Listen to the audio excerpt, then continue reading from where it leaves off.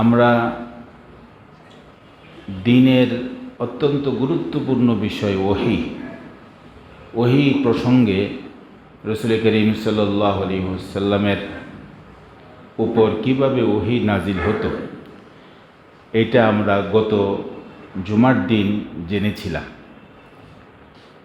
রাসূল করিম সাল্লাল্লাহু আলাইহি ওয়াসাল্লামের জীবনী জানতেছিলাম মূল আলোচনা। সেই জীবনী থেকে আমরা ওহী আলোচনা গত জুমাতে জেনেছি। আমরা জেনেছিলাম যে ওহী অবতরণের পদ্ধতি এটা ছিল 6টি, 6 রকম 6 পদ্ধতিতে ওহী রসুলের কাছে আসত। 1 নম্বর ছিল সত্য স্বপ্ন। রাসূল করিম সাল্লাল্লাহু আলাইহি ওয়াসাল্লামের স্বপ্ন এটা সত্য, একেবারে সূর্যের আলোর মতো সত্য।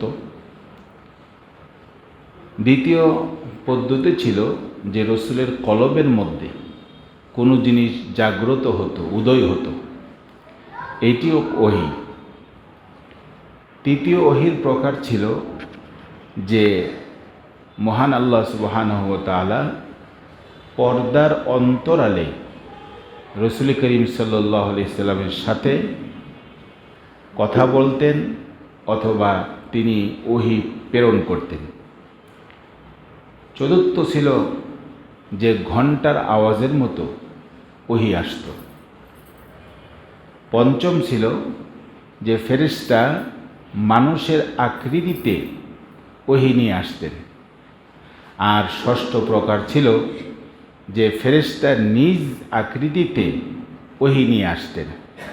তাহলে রাসূল করিম সাল্লাল্লাহু আলাইহি ওয়াসাল্লামের কাছে ওহী নাজিল হতো, ওহী অবতরণ হতো, এর পদ্ধতি কয়টি? 6টি।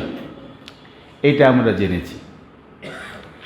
তো আজকে আমরা যেটা জানব তা হচ্ছে যে গত জুমাতে দ্বিতীয় হাদিসটি আমি বলেছিলাম যে ওহী সংক্রান্ত বিষয় ইমাম বুখারী রাহমাতুল্লাহ আলাইহি বিশদ আলোচনা করেছেন, বয়ান করেছেন। তো ওনার বর্ণিত হাদিস থেকে আমরা 3 নম্বর হাদিস পড়তেছিলাম। 3 নম্বর হাদিসের যেখানে আমরা শেষ করেছিলাম সেটা ছিল এই, সুম্মা হুব্বিবা ইলাইহিল খালাউ ওয়া কানা ইয়াখলু বিল গারি হিরাইন। রাসূল করিম সাল্লাল্লাহু আলাইহি ওয়াসাল্লামের অবস্থা এমন হলো যে ওহী নাজিলের আগে তিনি নির্জনতা পছন্দ করতেন, নির্জনতা ভালোবাসতেন, একা একই থাকতে ভালোবাসতেন, একা একই পছন্দ করতেন। এরপর কি হলো যে তিনি গারে হেরায়, যারা আপনারা গিয়েছেন, গার মানি হলো পাহাড়, হেরা মানি নাম, যে হেরা পর্বত, হাজী সাহেবরা অনেকে গিয়েছেন সেখানে, যে সেখানে তিনি নির্জনে থাকতে থাকলেন। কতদিন থাকলেন ওহী নাজিল হওয়ার আগে? তো অন্য হাদিসে এসছে 6 মাস এভাবে ছিলেন। তো থাকার কাইফিয়ত অবস্থা খুব সংক্ষিপ্ত আকারে হাদিসে বর্ণনা করা হয়েছে। ফায়াতাহান্নাসু ফিহি, ফায়াতাহান্নাসু ফিহি অর্থ হচ্ছে ওহুয়া তাআব্বুদিল লায়ালি যাওয়াতিল ইদাদি যাওয়াতিল আদাদি ক্বাবলা আন ইয়ানজিআ ইলা আহলিহি ওয়া ইয়াতাযাওয়াদু লিযালিক। এর অর্থ হচ্ছে যে তিনি কয়েক রাত্র ইবাদত করতেন। তো কয়েক রাত্র ইবাদত করতেন, পরিবারবর্গের নিকট যাওয়া ব্যতিরেকে, পরিবারবর্গের নিকট যাওয়া ব্যতিরেকে কয়েক রাত্র তিনি ইবাদত করতেন। এবং তিনি খাদ্য সামগ্রী নিয়ে যেতেন, খাদ্য সামগ্রী তার কাছে থাকত। সুম্মা ইয়ারজিউ ইলা খাদিজাতা ফায়াতাযাওয়াদু লিমিসলিহা, অতঃপর তিনি আবার ফিরে আসতেন। কোত্থেকে আসতেন? ওই গারে হেরা থেকে। তো হেরা পর্বত থেকে তিনি ফিরে আসতেন এসে কী করতেন, আবার খাদ্য সামগ্রী নিতেন অনুরূপ, অর্থাৎ একবার যেরকম আগে নিতেন আবার নিতেন, এভাবে তিনি নিতেন। এখান থেকে হযরতে মুহাদ্দিসিনে কেরামগণ এই উম্মতের জন্য, আমাদের জন্য এই হাদিস থেকে কিছু মাসলা সাব্যস্ত করেছেন। 1 নম্বর মাসলা হচ্ছে যে নির্জনে থাকা, একাকী থাকা, এটা একটি ইবাদত। একাকী থেকে একাধিকে ইবাদত করা, এইটা অন্যতম এক ফজিলত রয়েছে, এর মধ্যে অন্যতম এক বৈশিষ্ট্য রয়েছে, একা একে ইবাদত করা। তোর মধ্যে একটি আমি শোনাই ফজিলত, সেটা হচ্ছে যে একা একে আপনি আল্লাহর কাছে যেভাবে চাইতে পারবেন, আপনার ডান পাশে বাম পাশে যদি কোনো লোক থাকে আপনি সেভাবে চাইতে পারবেন না। আপনি ঘরের মধ্যে একা, এখন আপনার যত অপরাধ আছে এটা যেভাবে আপনি আল্লাহর কাছে ব্যক্ত করতে পারবেন, খুলে বলতে পারবেন, আপনার ডান পাশে বাম পাশে যদি চেনা পরিচিত লোক থাকে তখন কি পারবেন? হজে গিয়ে মানে যারা পরিচিত লোক এদের সাথে থাকলে আল্লাহর কাছে ভালো করে চাওয়া যায় না, কারণ ডান দিকে বাম দিকে থাকে। এখন এর সামনে আমি কিভাবে অনুনয় করে বলি, ওইখানে যত কম রাখা যায় লোক তত ভালো। আমি তো মদিনাতে, মক্কাতে, দুনো জায়গায়, মদিনাতে বিশেষ করে এই পরিচিত লোকের কাছে নাই, অনেক দূরে গিয়ে বসতাম। একদিন দেখা এই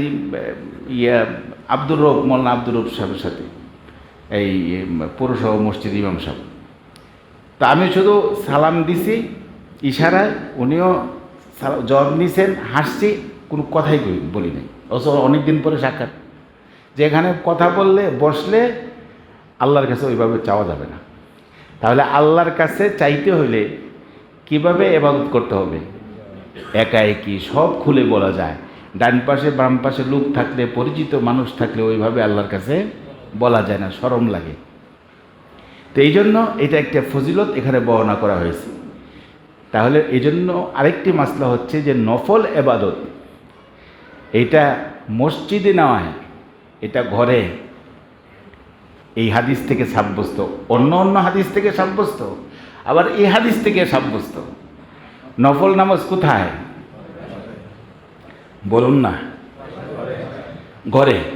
নফল নামাজ ঘরে, বাসায়, মসজিদ না। এখন আপনার তবলিগ ওলারা এক হাদিস বলে, ওনারা এটা জানছেন এই জন্য বলে আর কি। সেটা হচ্ছে যে ফজর নামাজের পরে সূর্য উদয় পর্যন্ত মসজিদে বসে থাকলে সওয়াব, এবং এরপরে 2 রাকাত 4 রাকাত নামাজ পড়লে এক উমরায় সওয়াব পাওয়া যায়, এক হজের সওয়াব পাওয়া যায়। এটা ওনারা বলে থাকে। বলে এটার উপর আমল করতে গিয়ে ওনারা প্রায় মসজিদে থাকেন, ফজর থেকে নিয়ে আর যান না। মসজিদের খাদেম সাহেব যারা আছে এদেরকে বলেন চাবি আমাদের কাছে দিয়ে যান, তালা আমাদের কাছে দিয়ে যান, আমরা লাগাইয়ে যাব। এই করে ওনারা মসজিদে অপেক্ষা করেন।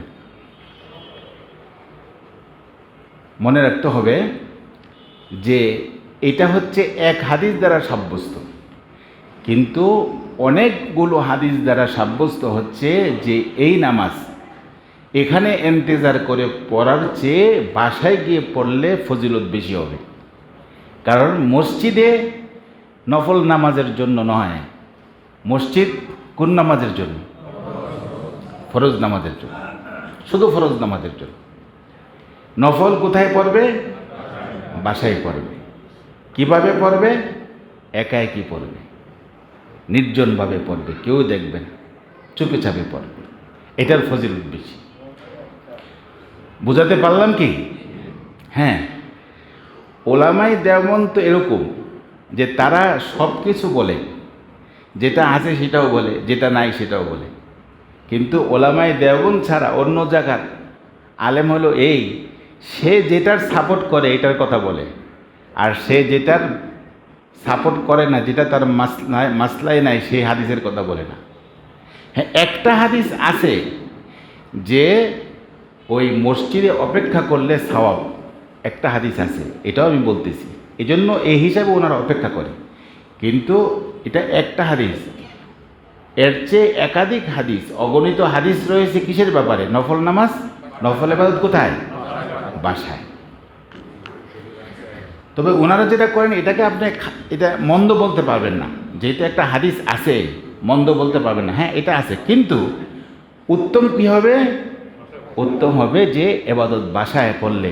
এই দেখেন, এক বিখ্যাত হাদিস থেকে সাব্যস্ত, নফল ইবাদত বাসায় হবে। সম্মানিত ভাইরা, এরপরে দেখেন আরেকটি বিষয় হচ্ছে যে রাসূল করিম সাল্লাল্লাহু আলাইহি ওয়াসাল্লাম নবুয়তের আগে মনে আছে কি না কয়দিন ছিলেন সেই নির্জনে? 6 মাস।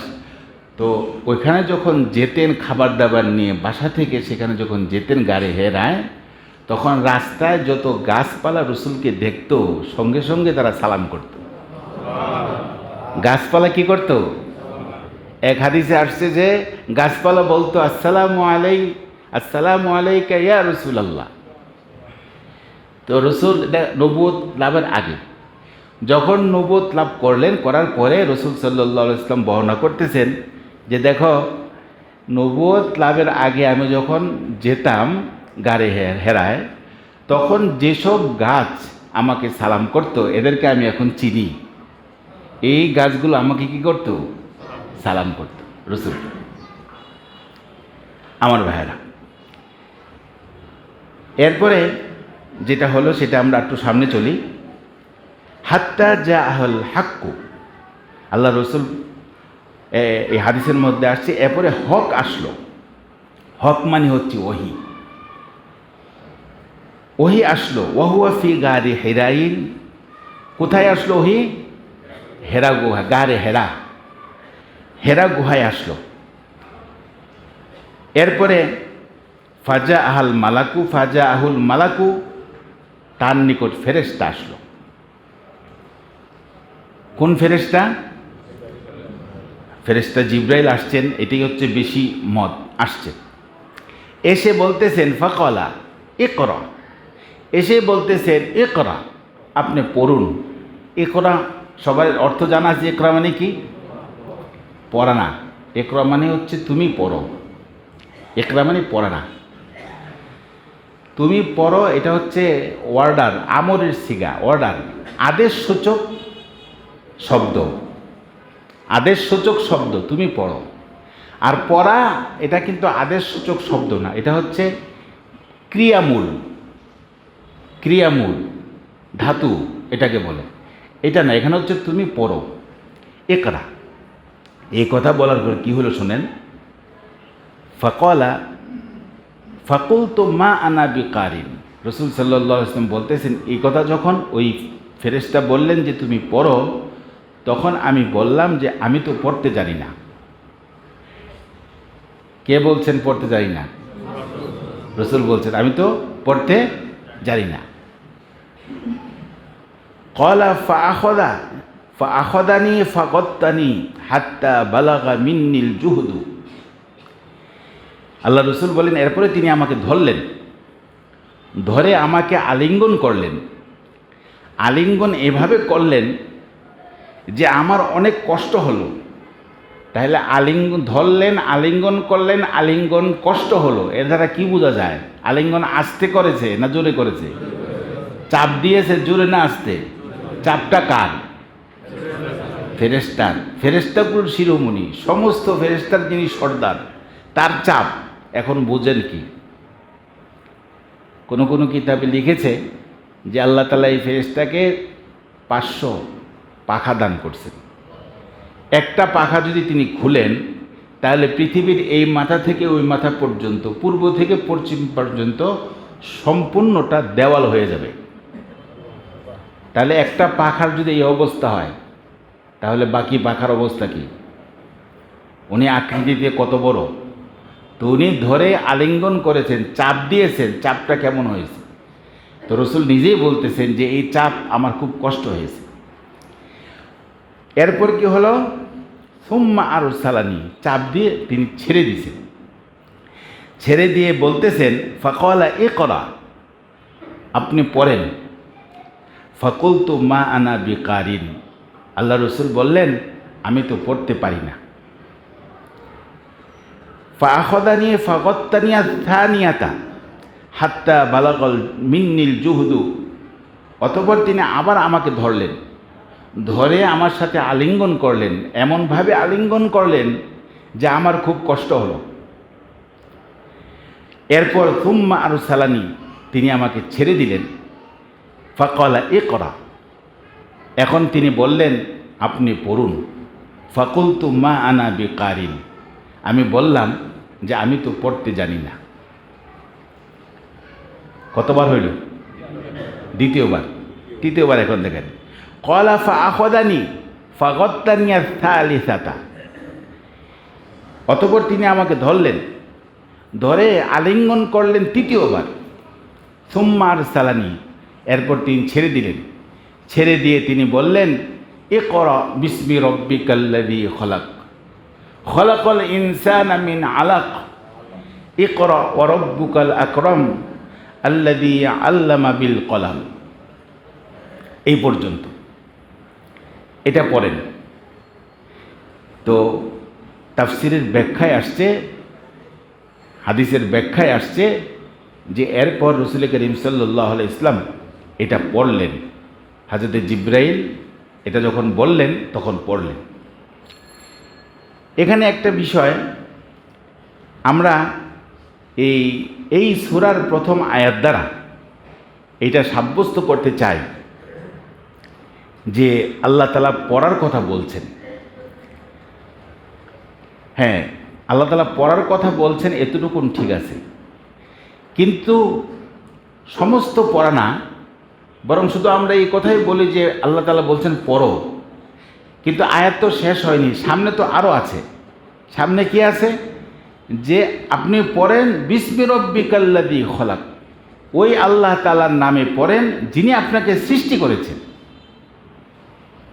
তাহলে কার নামে পড়তে বলছে? আল্লাহ তাআলার নামে, যিনি মানুষকে সৃষ্টি করেছেন আলাক থেকে, জমাট রক্ত থেকে যিনি মানুষকে সৃষ্টি করেছেন। আপনি পড়েন ওই আল্লাহ তাআলার নামে, ওই রবের নামে যিনি হচ্ছেন সম্মানিত। তাহলে এখানে পড়তে বলা হয়েছে শুধু পড়া, সাধারণভাবে পড়া না, রবের নামে পড়া, রবের নামে পড়া। আমরা কিন্তু এই আয়াত দ্বারা খালি ওই আয়াতের প্রথম এক শব্দটা খালি বলি পড়ো পড়ো, কিন্তু পড়ো সব পড়া নয়, পড়তে হবে তোমার রবের নামে পড়ো। তাহলে এখানে পড়তে বলছে, রবের নামে পড়তে বলছে, সব কিছু পড়তে বলে নাই। তাহলে রবের নামের পড়া যখন মানুষ পড়বে, কেন এটা আল্লাহ তাআলা বলছেন, তখন মানুষ হারাম চিনবে, হালাল চিনবে, জায়েজ চিনবে, না জায়েজ চিনবে, মাকরু চিনবে, সমস্ত পাক এবং নাপাক চিনবে। এই জন্য আল্লাহ তাআলা বলছেন পড়ো, সব পড়ো না, তোমার রবের নামে পড়ো। তাহলে বিষয়টি কি আমাদের আজকে সাফ হয়েছে, পরিষ্কার হয়েছে যে পড়া কি সব পড়া না আল্লাহ তাআলার নামে পড়তে বলেছে? আল্লাহ তাআলার নামে পড়তে বলেছে। আর আল্লাহ তাআলার নামে পড়তে হলে, আল্লাহ তাআলার নামে পড়তে হলে সেটা কোথায়? সেটা হচ্ছে কোরআন এবং হাদিসের পড়াই হচ্ছে, এখানেই হচ্ছে আল্লাহ তাআলার নামের পড়া। সম্মানিত ভাইয়েরা, আরেকটি বিষয় হচ্ছে এই যে রাসূল করিম সাল্লাল্লাহু আলাইহি ওয়াসাল্লাম বলেছেন যে আমি তো পড়তে জানি না। এখন এর দ্বারা একটি মাসলা হল হওয়ার দরকার, একটি মাসলা আমাদের জানা দরকার। সেটা হচ্ছে আল্লাহর রাসূল তো বলছেন যে আমি পড়তে জানি না। তো এর দ্বারা বোঝা যাচ্ছে যে তিনি, অনেকে এটা বলে ফেলে যে তিনি নিরক্ষর, অনেকে বলে তিনি মূর্খ, তিনি লেখাপড়া জানতেন না। এই ধরনের ভাষা রসুলের শানে ব্যবহার করে। তো এই ধরনের ভাষা রসুলের শানে ব্যবহার করা একদম অনুচিত। কারণ এক হাদিসের ব্যাখ্যায় আসছে যে আল্লাহ তাআলা যত এলেম আল্লাহ তাআলার, এই এলেমের এক ভাগ, এই এক ভাগ এলেম, আল্লাহ তাআলার এলেম যা দিছে তোর মধ্যে এক ভাগ এলেম এটা সমস্ত মানুষকে দেওয়া হয়েছে। আর সমস্ত মানুষকে যা দেওয়া হয়েছে এই সব এলেম রাসূল করিম সাল্লাল্লাহু আলাইহি ওয়াসাল্লামকে দেওয়া হয়েছে।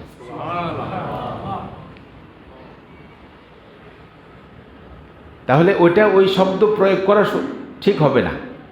তো এখন এখানে আল্লাহ তাআলা এইভাবে কেন রাখছেন এই জন্য যে কাফেররা তারা এটা বলতো, তারা সন্দেহ করত। রাসূল যখন এই আয়াতে কারিমা শোনাতেন তখন তারা বলতো যে মনে হয় সে জিনের রোগী, বলতো সে বানিয়ে বানিয়ে বলে। তো এই বানিয়ে বানিয়ে বলে এরা বলতো, এই কথাকে নিরসনের জন্য আল্লাহ তাআলা বলেন যে বানিয়ে বানিয়ে বলে এটা কিভাবে বলো, কারণ সে তো পূর্বে কোথাও লেখাপড়া করেনি। যে লেখাপড়া করতো তার ব্যাপারে তুমি এই কথা বললে ঠিক হইতো যে হ্যাঁ সে তো আগের থেকেই জানে, আগের থেকেই সে বানিয়ে বানিয়ে বলে। অনেকে আছে যে ছাত্র জীবনে সে কবিতা লিখতে পারে, কবিতার তার যোগ্যতা। কেউ আছে সুন্দর লিখতে পারে, কেউ আছে গল্প সে লিখতে পারে, কেউ আছে উপন্যাস লিখতে পারে। এরকম অনেকের যোগ্যতা ছাত্র জমানায় ধরা পড়ে। এখন ওই ব্যক্তি যদি আবার সামনে উপন্যাস পেশ করে, কবিতা পেশ করে, মানুষ কি বলে, আরে এ তো আগের থেকে কবিতা পারে। মানুষ কি বলে, আরে এ তো আগের থেকে উপন্যাস লেখে সুন্দর, এ তো আগের থেকে গল্প লেখে সুন্দর। এই কথা যেন মানুষ বলতে না পারে যে সে বানিয়ে বানিয়ে বলে, এই কারণে আল্লাহ তাআলা দুনিয়ার কোনো মানুষকে রাসূল করিম সাল্লাল্লাহু আলাইহি ওয়াসাল্লামের শিক্ষক বানাননি।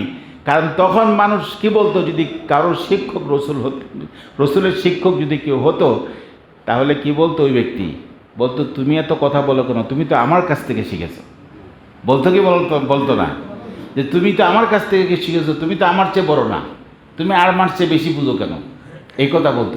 এই কথা যেন মানুষ বলতে না পারে, এই কারণে আল্লাহ তাআলা দুনিয়ার কোনো মানুষের নিকট শিখার নাই, বরং আল্লাহ তাআলা ফেরেশতার মাধ্যমে রাসূল করিম সাল্লাল্লাহু আলাইহি ওয়াসাল্লামকে অফুরন্ত এলেমের ভান্ডার তিনি দিয়েছেন। আমার ভাইয়েরা, তো এখানে এই কথা যেন আমরা সন্দেহ না ঢুকে যে রাসূল যে বলছেন যে আমি পড়তে পারি না, তার মানে রাসূল নিরক্ষর ছিলেন, মূর্খ ছিলেন, এই কথা যেন আকীদা বিশ্বাসে না আসে। বরং ওই অবস্থার প্রেক্ষাপটে এটা হয়েছে। মূলত আল্লাহ তাআলা সব এলেম রাসূল করিম সাল্লাল্লাহু আলাইহি ওয়াসাল্লামকে দান করেছিলেন। রাসূল করিম সাল্লাল্লাহু আলাইহি ওয়াসাল্লাম পড়লেন, পড়ার পরে এরপরে ফারজা বিহা রাসূলুল্লাহ সাল্লাল্লাহু আলাইহি ওয়াসাল্লাম ইয়ারজুফু ফুয়াদুহু ফাদাখালা আলা খাদিজাতা বিনতি খুয়াইলিদিন। ওই আয়াত নিয়ে আল্লাহ রসুল আসলেন এই অবস্থায় যে রসুলের হার্ট, রসুলের অন্তর কাঁপতেছিল, রসুলের হার্ট কাঁপতেছিল, সেখান থেকে আয়াত নিয়ে এসছেন। এসে কার কাছে আসছেন, এসে হযরতে খাদিজা বিনতি খুয়াইলিদ ওনার কাছে আসছেন। এসে বলতেছেন ফাকালা জাম্মিলুনি জাম্মিলুনি, বলতেছেন আমাকে চাদর দ্বারা তুমি আবৃত করো। অর্থাৎ এই আয়াত নাজিল হওয়ার পরে রসুলের জ্বর এসে গেছে। অন্য হাদিস দ্বারা প্রমাণিত রসুলের জ্বর এসে গেছে।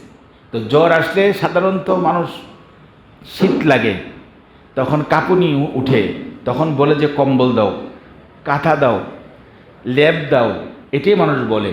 তখন আল্লাহ রসুল বলতেছেন জাম্মিলুনি জাম্মুলিউনি, আমাকে আবৃত করো, আমাকে আবৃত করো, আচ্ছাদিত করো। ফাজাম্মালুহু হাত্তা যাহাবা আনহু রাউ, তখন হযরত খাদিজা বিনতে খুয়াইলিদ তিনি রসুলকে আবৃত করলেন। শেষে রসুল থেকে যখন ভয় ভীতি চলে গেল, ফাকাল আলী খাদিজা ওয়া আখবারহা আল খবরা লাকাদ খশিতু আলা নাফসি, সব ঘটনা হযরতে খাদিজা রাদিয়াল্লাহু তাআলা আনহার কাছে তিনি বললেন। অর্থাৎ ওহী নাজিল হওয়ার সময় ফেরেশতা আসলেন, কিভাবে ওহী নাজিল হলো, ফেরেশতাকে দেখলেন, তারপর অবস্থা কি হলো, কিভাবে আলিঙ্গন করলেন ফেরেশতা, এই যে ঘটনা ঘটল এটা ওনার কাছে তিনি ব্যক্ত করলেন।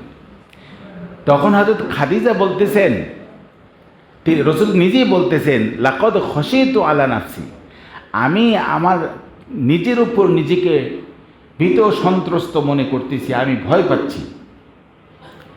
অর্থাৎ তিনি বোঝাতে চাচ্ছেন যে যেই দায়িত্ব আমার উপর অর্পিত হচ্ছে এই দায়িত্বর ব্যাপারে আমি খুব ভয় পাচ্ছি।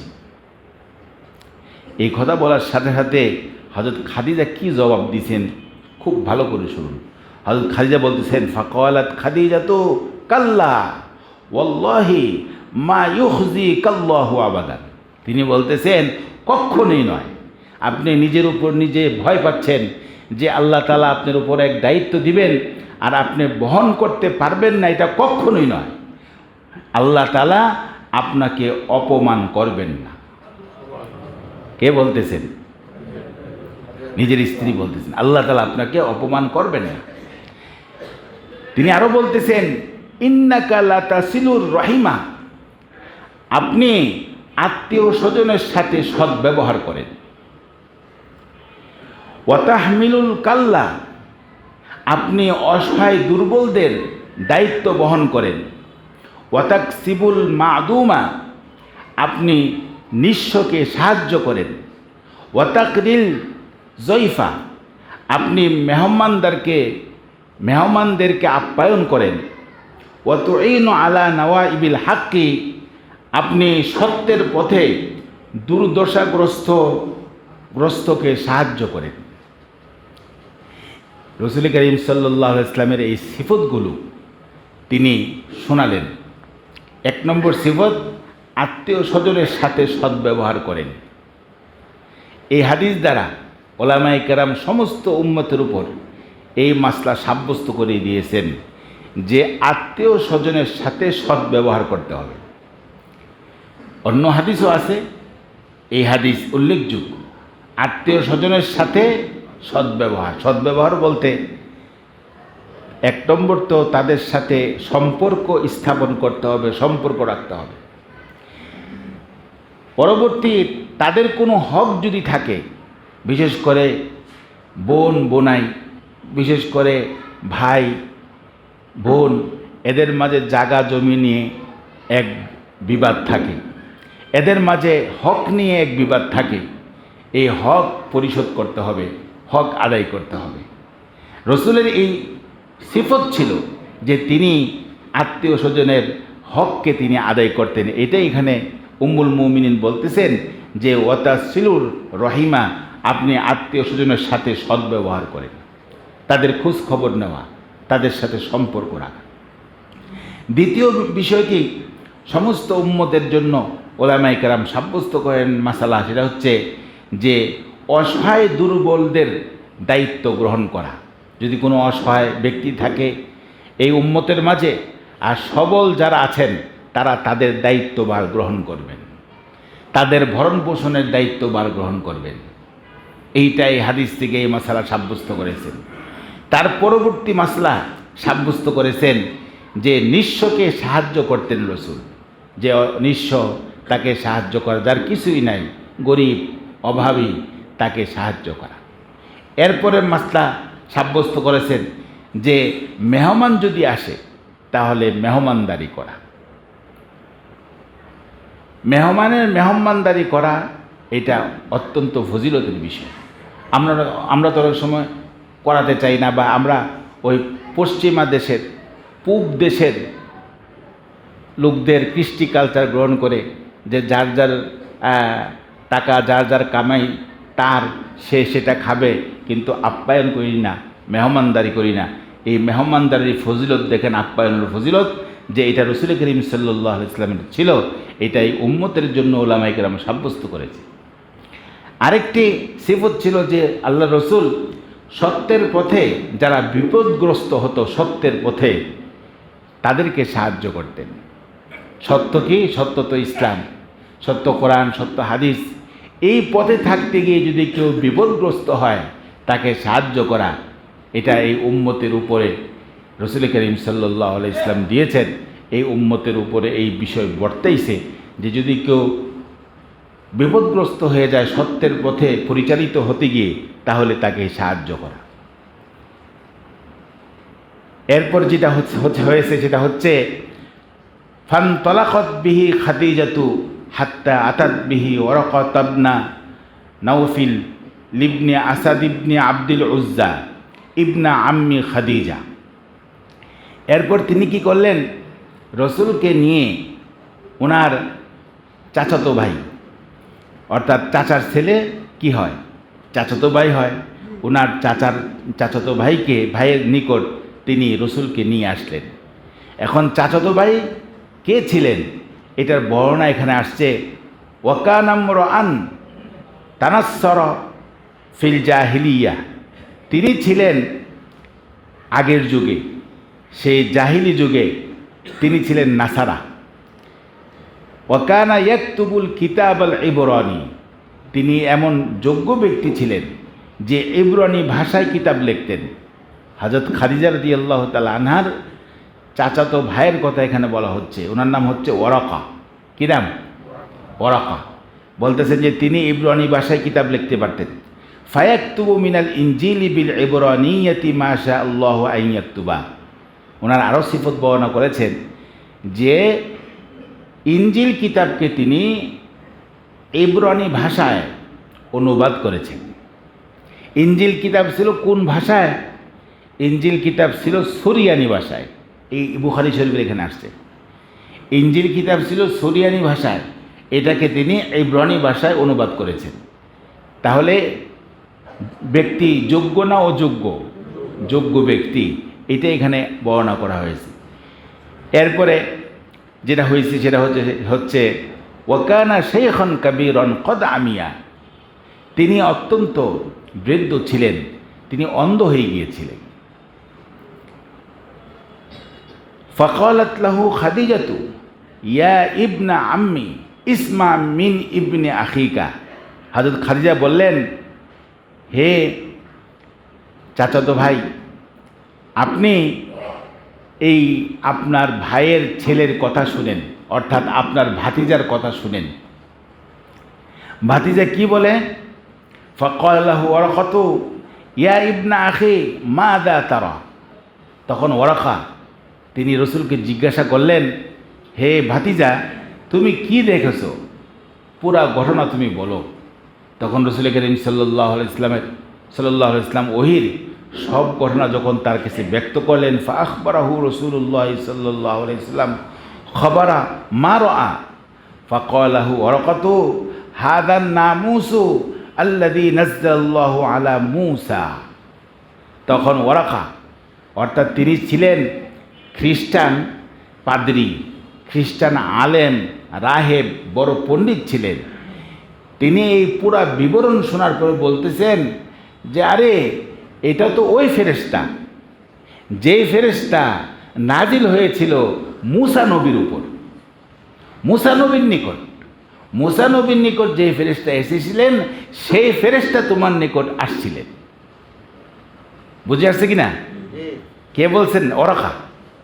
এখন এই ওরাকা হযরত খাদিজা রাদিয়াল্লাহু তাআলা আনহার চাচাতো ভাই ওরাকা, তিনি আফসোস করে বলতেছেন, ইয়া লাইতানি ফিহা জাযান, বলতেছেন আহ, ওই সময় যদি আমি থাকতাম, যুবক থাকতাম। বলতেছেন ইয়া লাইতানি আকুন হাইয়ান, ওই সময় যদি আমি জীবিত থাকতাম। দুইটি কথা বলছেন, ওই সময় যদি আমি কি থাকতাম? যুবক থাকতাম। ওই সময় যদি আমি জীবিত থাকতাম, কোন সময়? ইয ইউখরিজুকা কওমুকা, যখন তোমার কওম তোমাকে বহিষ্কার করবে, তোমার নিজ দেশ থেকে তোমাকে বহিষ্কার করবে। আপনারা বলুন, রাসূল করিম সাল্লাল্লাহু আলাইহি ওয়াসাল্লাম নিজ ওতন থেকে, নিজ দেশ থেকে বহিষ্কার হয়েছিলেন কি হন নাই? হিজরত করলেন মক্কা থেকে মদিনায়। তো এই কথাই ওরাকা বলতেছেন যে হায় আফসোস, যদি আমি ওই সময় যুবক থাকতাম, যদি আমি ওই সময় জীবিত থাকতাম। কোন সময়? যখন তোমার কওম তোমাকে বের করে দিবে, বহিষ্কার করবে। ফাকাল রাসূলুল্লাহ সাল্লাল্লাহু আলাইহি ওয়াসাল্লাম আওয়া মুখরিজিয়া বিহিম। আমার রসুল বলতেছেন এই কথা শোনা মাত্রই আমার কওমকে আমাকে বের করে দিবে? উনি আশ্চর্য হয়ে গেলেন, আমার কওমকে আমাকে বের করে দিবে? ক্বালা নাম।